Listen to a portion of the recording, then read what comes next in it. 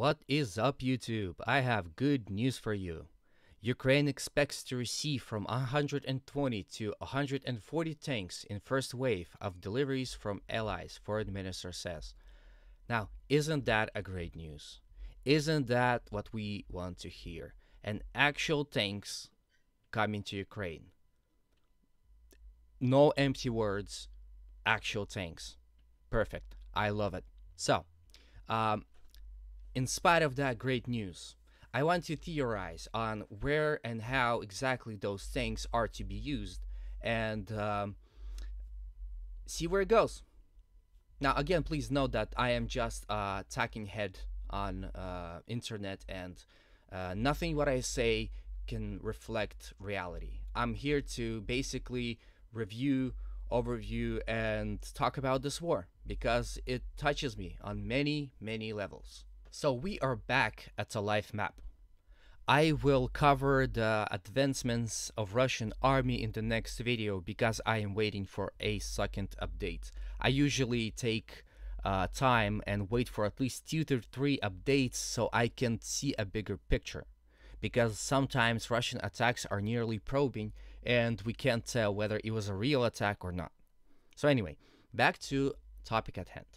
Now, I think that Ukrainians will not use those things separately, right? They would not fill battlefield and battle front with just anything possible. Probably they will concentrate all those things into a one regiment, one division, and use it as this super battle effective regiment to punch through Russian lines.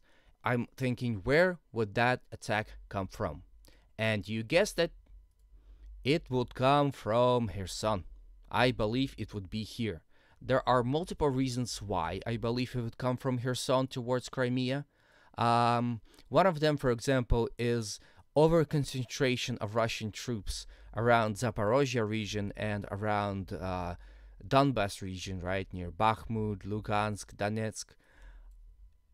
And I would assume that the most battle effective and combat ready troops are already at Bakhmut. So whatever Russia has here is not sufficient. And if Ukraine were to concentrate and punch through here, they can do a lot of things actually. For example, if Ukraine, because I heard those news from somewhere that Ukrainians are probing attack from right side of the Dnipro to its left, and I should say that the left side of the Dnipro, the left shore of the Dnipro, is easier to storm. It's lower, it's shallow, it's easier basically. It's harder for Russians to attack and much easier for Ukrainians to attack. So if Ukraine is to establish a bridgehead, right? I don't know where exactly, right? Because I would assume they would use tanks. The bridges are useless, as I'm heard. Bridges are useless, they're unusable. So Ukraine probably will establish bridgehead anywhere, right? Then they would use pontoon bridges, collect their powers, and punch. Now, the precise directions of those attacks are a subject of debate. I would assume that if they were to punch somewhere exactly, right, maybe cut off some of those cities or villages, they would force Russians to retreat. Again, Russians are not known in this war to stay and fight to the death. Like we know in the Kherson and in Kharkiv offensive, Russians were on the right. So if Ukraine were to punch really hard with real strength, Russian lines might as well collapse. And if Russian lines were to collapse on this front, right here, it would mean one of two things. Neither Ukraine will push next to Crimea, which is disastrous from political perspective, or they would push right here. that would attack Russian flank. That may collapse the entire front in Zaporozhye. Again, I'm sure Russia are not concentrating all that much units in this front. And if Ukraine to attack with this modern European Leopards 2s and Challengers and Abrams, Ukraine would probably punch through. Now, if we were to, let's say, look at the terrain or a satellite image, we can see that it is mostly fields. It's a lot of open terrain, very good for tank attacks, massive tank attacks, I would say. And the only way, or the only place where Russia could potentially stop Ukrainian advance, it is here, in this little strait, I would say, right? So even if Ukraine will unable to push Russia all the way to Crimea and out, they would still have operational freedom to go and attack Zaporozhye. If they were to do that, that would free so much troops from actual battles. That would do a lot of helpful things to Ukrainian army. So that's where I think the next Ukrainian attack will come. It's the most logical, rational way, in my opinion.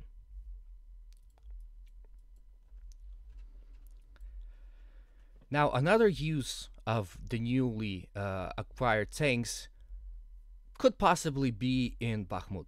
It depends for how long Bakhmut will hold.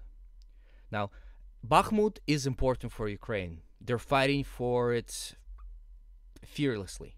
Russians are unable to storm Bakhmut for about 3 months at this point.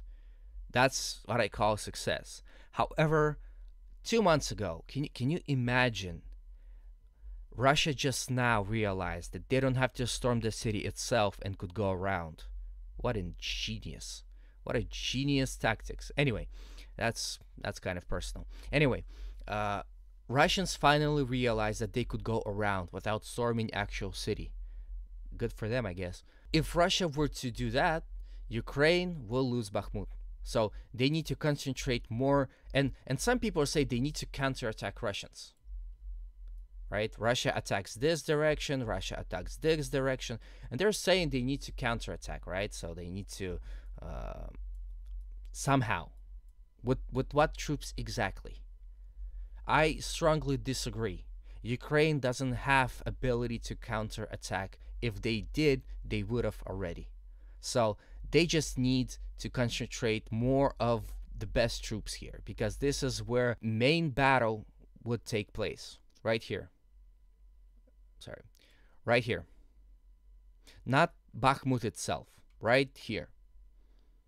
Because this city or this village is extremely important for supply. There's a depot here, there's a depot here, there's a railroad that goes to Bakhmut. So if this place were to fall, again, Bakhmut were to fall. So Ukraine needs to fight for dear life for this place. Russia will not be able to take Bakhmut. They fought 2 months just to end up nearly in the city, not a city itself. So Ukrainians, I hope, understand that. Russia have no ability to storm Bakhmut itself. They don't have power, they don't have people, they don't have anything. So it is important to defend Chasiv Yar from Russia. If that would happen, Bakhmut will stay still and defend itself, and Russia will lose time and resources, and people was most important. So that's my opinion. Again, if you disagree, please do it civilly in the comment section.